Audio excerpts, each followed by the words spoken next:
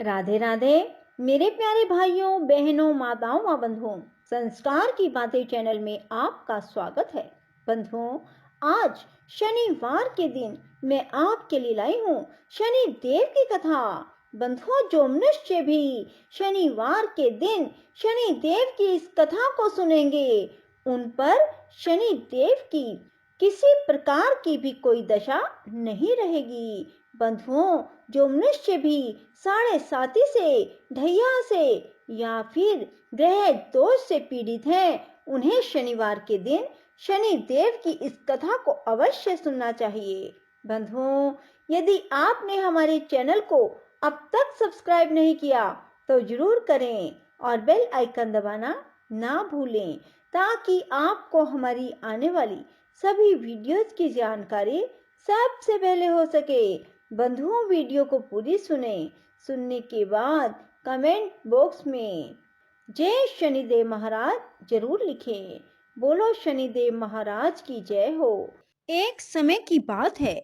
सूर्य, चंद्रमा, मंगल, बुध, बृहस्पति, शुक्र, शनि, राहु और केतु, इन नवग्रहों में आपस में विवाद हो गया कि हम सब में से सबसे बड़ा कौन है।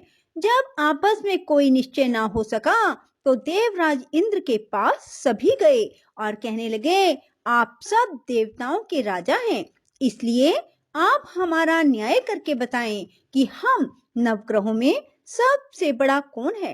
राजा इंद्र इनका प्रश्न सुनकर घबरा गए और कहने लगे, मुझ में सामर्थ्य नहीं है जो किसी को बड़ा या छोटा बताऊं। मैं अपने मुख से कुछ नहीं कह सकता। हाँ, एक उपाय हो सकता है। इस समय पृथ्वी पर राजा विक्रमादित्य बड़ा न्याय करता है, अतः आप सब जाकर उनसे फैसला करा लो। यह सुनकर सभी ग्रह देवता चलकर भूलोक में राजा विक्रमादित्य की सभा में आकर उपस्थित हुए और अपना प्रश्न राजा के सामने रखा। राजा उनकी बात सुनकर बड़ी चिंता में पड़ गए। मैं अपने मुख से किसको बड़ा और किसको छोटा बताऊं? जिसको छोटा बताऊंगा वही क्रोध करेगा। परंतु उनका झगड़ा निपटाने के लिए राजा ने एक उपाय सोचा और उसने सोना, चांदी, कांसा, पीतल, शीशा, रांगा, जस्ता, अभ्रक और लोहा धातुओं के 9 आसन बनवाए। सब आसनों को क्रम से, जैसे सोना सबसे पहले और लोहा सबसे पीछे बिछाए। इसके बाद राजा ने सब ग्रहों से कहा, आप सब अपने अपने आसनों पर बैठ जाएं। जिसका आसन सबसे आगे वह सबसे बड़ा, जिसका आसन सबसे पीछे वह सबसे छोटा जाने, क्योंकि लोहा सबसे पीछे था और वह शनि देव का आसन था। इसलिए शनि देव ने समझ लिया कि राजा ने मुझे सबसे छोटा बना दिया। इस पर शनि देव को क्रोध आया और उसने कहा, राजा, तू मेरे पराक्रम को नहीं जानता। सूर्य एक राशि पर 1 महीना, चंद्रमा 2.25 दिन, मंगल 1.5 महीना, बृहस्पति 13 महीने, बुध और शुक्र 1 महीने, राहु और केतु दोनों उल्टे चलते हुए केवल 18 महीने रहते हैं। परंतु मैं एक राशि पर 2.5 और 7.5 साल तक रहता हूँ। बड़े बड़े देवताओं को भी मैंने भीषण दुख दिया है। राम जी को 7.5 आई तो वनवास हो गया, रावण को आई तो राम और लक्ष्मण ने सेना लेकर लंका पर चढ़ाई कर दी, रावण के कुल का नाश कर दिया। हे राजा, अब तू सावधान रहना। राजा कहने लगा, जो भाग्य में होगा देखा जाएगा। उसके बाद अन्य ग्रह तो प्रसन्नता के साथ चले गए, परंतु शनिदेव बड़े क्रोध के साथ वहां से सिधारे। कुछ काल व्यतीत होने पर जब राजा को 7.5 की दशा आई तो शनिदेव घोड़ों का सौदागर बनकर अनेक सुंदर घोड़ों सहित राजा की राजधानी में आए। जब राजा ने सौदागर के आने की खबर सुनी तो अपने अश्वपाल को अच्छे अच्छे घोड़े खरीदने की आज्ञा दी। अश्वपाल ऐसे अच्छे नस्ल के घोड़े देखकर और उनका मूल्य सुनकर चकित हो गया और तुरंत ही राजा को खबर दी। राजा उन घोड़ों को देखकर एक अच्छा सा घोड़ा चुनकर उस पर सवारी के लिए चढ़ा। राजा के पीठ पर चढ़ते ही घोड़ा जोर से भागा। घोड़ा बहुत दूर एक बड़े जंगल में जाकर राजा को छोड़कर अंतर ध्यान हो गया। इसके बाद राजा अकेला जंगल में भटकता रहा। बहुत देर के बाद भूख और प्यास से दुखी होकर भटकते भटकते एक ग्वाले को देखा। ग्वाले ने राजा को प्यास से व्याकुल देखकर पानी पिलाया। राजा की उंगली में एक अंगूठी थी, वह उसने निकालकर प्रसन्नता के साथ ग्वाले को दे दी और शहर की ओर चल दिया। राजा शहर में पहुंचकर एक सेठ की दुकान पर जाकर बैठ गया। अपने आप को उज्जैन का रहने वाला और अपना नाम बीका बतलाया। सेठ ने उसको कुलीन मनुष्य समझकर जल पिलाया। भाग्यवश उस दिन सेठ की दुकान पर बिक्री बहुत अच्छी हुई। तब सेठ उसको भाग्यवान पुरुष समझकर भोजन कराने के लिए अपने साथ अपने घर ले गया। भोजन करते समय राजा ने एक आश्चर्य की बात देखी कि खूंटी पर हार लटक रहा है और वह खूंटी उस हार को निगल रही है।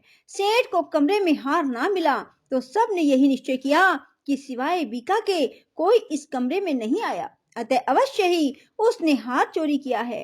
5-7 आदमी इकट्ठे होकर उसको फौजदार के पास ले गए।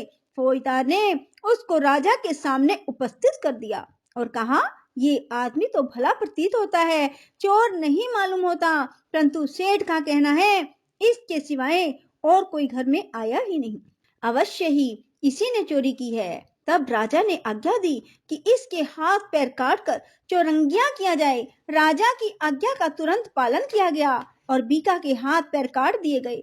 कुछ काल के बाद एक तेली उसको अपने घर ले गया।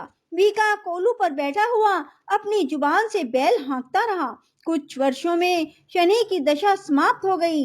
एक रात को वह वर्षा ऋतु के समय मल्हार राग गाने लगा।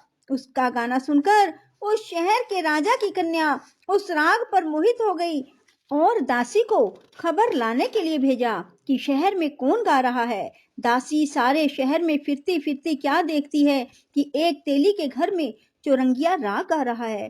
दासी ने महल में आकर राजकुमारी को सब वृतांत सुना दिया।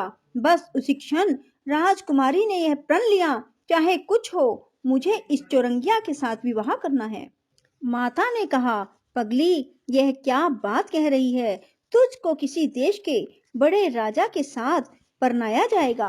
कन्या कहने लगी कि माताजी मैं अपना प्रण कभी नहीं तोड़ूंगी। माता ने चिंतित होकर यह बात राजा को बताई। जब महाराज ने भी आकर यही समझाया कि मैं अभी देश देशांतर में अपने दूत भेजकर सुयोग्य, रूपवान और बड़े से बड़े गुणी राजकुमार के साथ तुम्हारा विवाह करूंगा, ऐसी बात तुमको कभी नहीं विचारनी चाहिए। कन्या ने कहा, पिताजी मैं अपने प्राण त्याग दूंगी परंतु दूसरे से विवाह नहीं करूंगी। इतना सुनकर राजा ने क्रोध से कहा, यदि तेरे भाग्य में ऐसा ही लिखा है तो तेरी जैसी इच्छा हो वैसा ही कर। राजा ने तेली को बुलाकर कहा, तेरे घर में जो चौरंगिया है उसके साथ मैं अपनी कन्या का विवाह करना चाहता हूँ। अपने घर जाकर विवाह की तैयारी करो। राजा ने उसी समय राजकुमारी का विवाह चौरंगिया विक्रमादित्य के साथ कर दिया। रात्रि को शनिदेव ने विक्रमादित्य को स्वप्न दिया, राजा देखो मुझको छोटा बतलाकर तुमने दुख उठाए। राजा ने क्षमा मांगी। शनिदेव ने प्रसन्न होकर विक्रमादित्य को हाथ पैर दे दिए। तब राजा ने कहा, महाराज मेरी एक प्रार्थना स्वीकार करें, जैसा दुख आपने मुझे दिया ऐसा किसी को ना देना। शनिदेव ने कहा, तुम्हारी यह प्रार्थना स्वीकार है। जो मनुष्य मेरी कथा सुनेगा या कहेगा उसको मेरी दशा में कभी किसी प्रकार दुख नहीं होगा। जो नित्य ही मेरा ध्यान करेगा और चींटियों को आटा डालेगा उसके सब मनोरथ पूर्ण होंगे। इतना कहकर शनिदेव अपने धाम को चले गए। राजकुमारी की आंख खुली, उसने पति के हाथ पांव देखे तो उसे बड़ा आश्चर्य हुआ। राजा ने अपना समस्त हाल कहा कि मैं उज्जैन का राजा विक्रमादित्य हूँ। यह बात सुनकर राजकुमारी अत्यंत प्रसन्न हुई। प्रातःकाल राजकुमारी से उसकी सखियों ने पूछा तो उसने अपने पति का समस्त वृतांत कह सुनाया। सब ने प्रसन्नता प्रकट की और कहा कि ईश्वर ने आपकी मनोकामना पूर्ण कर दी। जब उस सेठ ने यह बात सुनी, वह सेठ विक्रमादित्य के पास आया, उसके पैरों में गिरकर क्षमा मांगने लगा कि आप पर मैं चोरी का दोष लगाया, अतः आप मुझको जो चाहे दंड दें। राजा ने कहा, मुझ पर शनिदेव का कोप था, इसी कारण यह सब दुख मुझको प्राप्त हुआ, इसमें तुम्हारा कोई दोष नहीं। तुम अपने घर जाकर अपना कार्य करो। सेठ बोला कि मुझे तभी शांति होगी जब आप मेरे घर चलकर प्रीति पूर्वक भोजन करेंगे।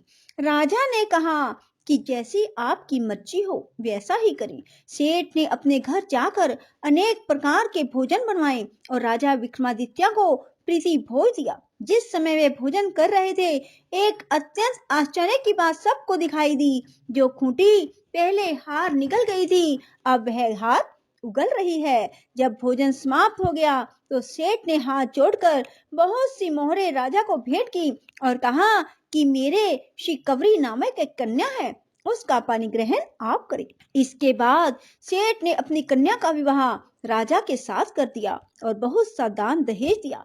कुछ दिनों तक वहां निवास करने के बाद विक्रमादित्य ने शहर के राजा से कहा, अब मेरी उज्जैन जाने की इच्छा है। राजा और सेठ से विदा लेकर राजकुमारी मनभावनी, सेठ की कन्या शिकवरी दोनों जगह के दहेज में प्राप्त अनेक दास दासी, रथ और पालकियों सहित विक्रमादित्य उज्जैन की तरफ चले।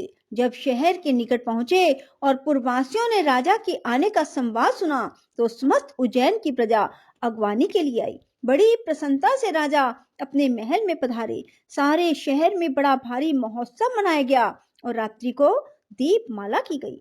दूसरे दिन राजा ने शहर में यह सूचना कराई कि शनिदेव सब ग्रहों में सर्व ऊपरी हैं। मैंने इनको छोटा बतलाया, इसी से मुझको यह दुख प्राप्त हुआ। सारे शहर में प्रत्येक शनिवार को शनि देव की पूजा और कथा होने लगी। प्रजा अनेक प्रकार के सुख भोगती रही। जो मनुष्य भी शनिवार की इस कथा को पढ़ता अथवा सुनता है, शनि देव की कृपा से उसके सब दुख दूर हो जाते हैं। बोलो शनि देव महाराज की जय हो। राधे राधे, जय श्री कृष्णा। बंधुओं, यदि आपको हमारी वीडियो पसंद आए तो इसे लाइक करें और शेयर भी जरूर करें। धन्यवाद।